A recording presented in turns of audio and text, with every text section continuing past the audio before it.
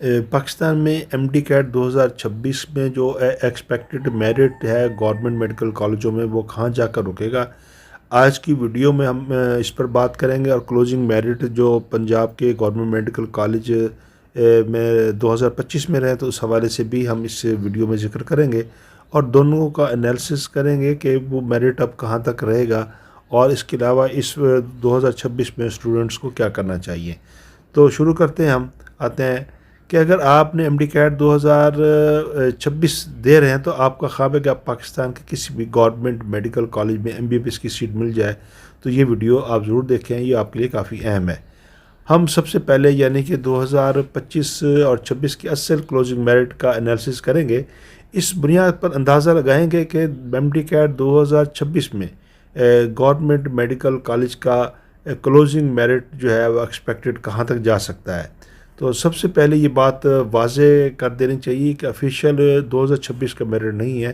2026 کا اصل merit closing merit اور سلیکشن لسٹ مکمل ہونے کے بعد ہی سامنے آئے گا، اور یہ صرف پچھلے سال کا افیشیل یو ایچ ایس ڈیٹا اور میرٹ ٹرینڈنگ کی بنیاد پر ایک پروجیکشن ہے۔ تو 2025 سے 26 میں میرٹ کہاں بند ہوا؟ تو پنجاب کے گورنمنٹ میڈیکل کالجوں میں جیسے کنگ ایڈورڈ میڈیکل کالج ہے، یہ اس کا میرٹ 94.87% رہا، جو سب سے زیادہ تھا۔ اس کے بعد اگر ہم بات کریں تو علامہ اقبال میڈیکل کالج میں 94.45%، اور سروسز انسٹیٹیوٹ سائنسز لاہور میں 94.23%، نشتر میڈیکل کالج ملتان میں 94.15%، امیر الدین میڈیکل کالج میں 94.1%، اور راولپنڈی میڈیکل کالج میں 93.93%، فاطمہ جناح میڈیکل کالج میں 93.81%، اور پنجاب میڈیکل کالج فیصل آباد میں 93.79% رہا، اور قائد اعظم میڈیکل کالج بہاولپور میں 93.72%، اور گوجرانوالہ میڈیکل کالج میں 93.67% رہا، اور شیخ زاید ڈی جی خان پر لوور جو سائٹ تھی اس میں 93.5% کے قریب رہا۔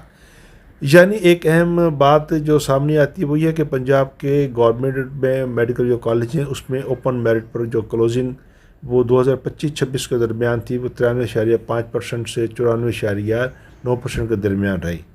اب 2026 کا ایکسپیکٹڈ میرٹ کیا ہو سکتا ہے؟ تو اگر 2026 میں کینڈیڈیٹس کی پرفارمنس اور سیٹ تقریباً اسی ٹرینڈ پر رہی تو میرا اندازہ ہے کہ میرٹ میں بہت بڑی کمی آنے کے امکانات ہیں۔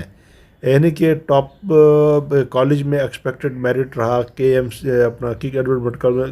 ایڈورڈ میڈیکل کالج میں 94.8، اور اے ایم آئی سی میں علامہ اقبال میڈیکل کالج میں 94.4، اور اسی طریقے سے اگر ہم باقی کا نشتر کا بھی دیکھیں تو اس سے ہم اندازہ لگا سکتا ہے کہ جو میرٹ ہے وہ اس کی رینج 93.4 سے 94% کے رینج کے درمیان رہ سکتی ہے۔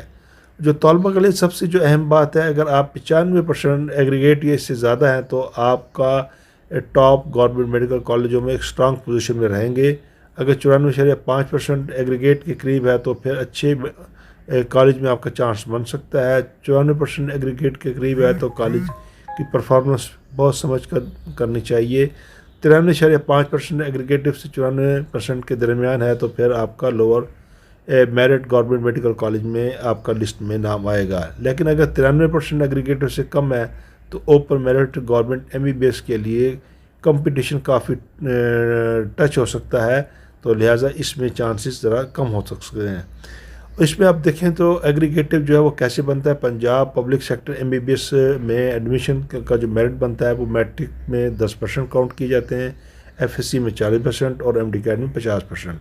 یعنی کہ ایم ڈی کیٹ آپ کے لیے فائنل ایگریگیٹ کا سب سے بڑا اہم حصہ ہے، اس لیے صرف ایف ایس سی اور میٹرک کے مارکس کافی نہیں، بلکہ ایم ڈی کیٹ میں چند اضافی مارکس بھی آپ کی فائنل پوزیشن میں نمایاں کردار ادا کر سکتے ہیں۔